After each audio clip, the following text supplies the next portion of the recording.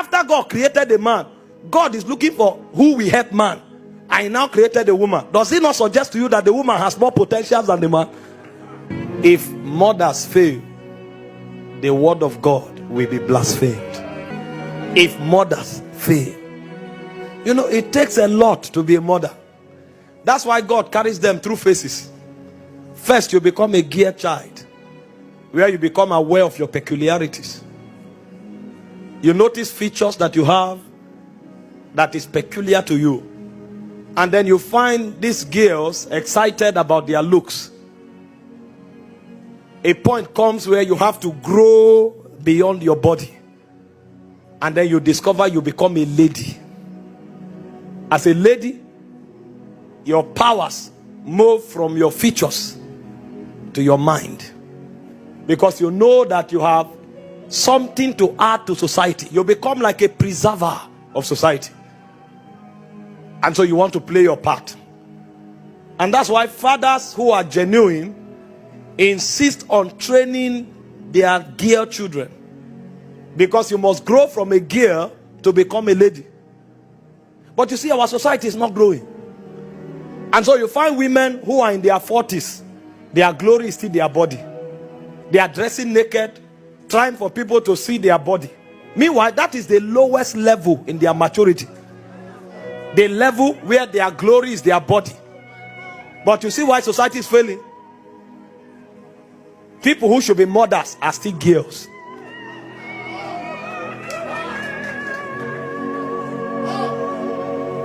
And so you look at society today, it's all about body. They don't know that if they don't grow to motherhood, the word of God will be blasphemed. So God is carrying them through a process. There's a time where you enter puberty, you see features. That's your lowest level. Then you enter the mind, you develop the mind. Because you will have to raise kings and nobles. You need to teach royals and nobles the ways of values, courtesies, ethics. You become a guardian, like a mother hen. You are the one to inject the quality of their minds into them. That's why you must grow from a grey to a lady. But you see the problem, most of them became ladies and they declared independence. And so you hear of feminism. They think their growth stops there. But it's a protocol. You are not a feminist. The reason God allowed you to develop your mind is because it is your duty to raise kings, to raise prophets, to raise nobles of society. So you mature from a gear to a lady, then you enter the level of becoming a wife. At the level of a wife, you enter the frequency of the ordinances of God. Although you have the power to be independent, but you submit your will, you submit your independence, you submit your abilities to your husband. Because the propensity of the woman is enormous. God knows that if she is not under authority, she can destroy the world. Because she's an incubator. After God created the man, God is looking for who will help man. I now created a woman. Does it not suggest to you that the woman has more potentials than the man? The one who is helping you, does he not have more potential than you? So in order for that potential to be managed, God now decided to place him under the man. So the reason a woman becomes a wife is because she accepts the ordinances of God. It is under that submission that God now permits her to become fruitful. That's why children come from marriage. Because if she's not under that government, what she will send as an errand to society will be terrible. And then when she becomes a mother, she becomes the head of it all. You know, you say a man is the head of a woman, but the mother is the head of even the man. That's what many don't know. Because all of us here, we were taught by our mothers. But our mothers first were wives. They came under authority. So God allowed their potentials. And the first thing she said was that the word of God will be blasphemed if motherhood is lost. Society will decay if motherhood is lost.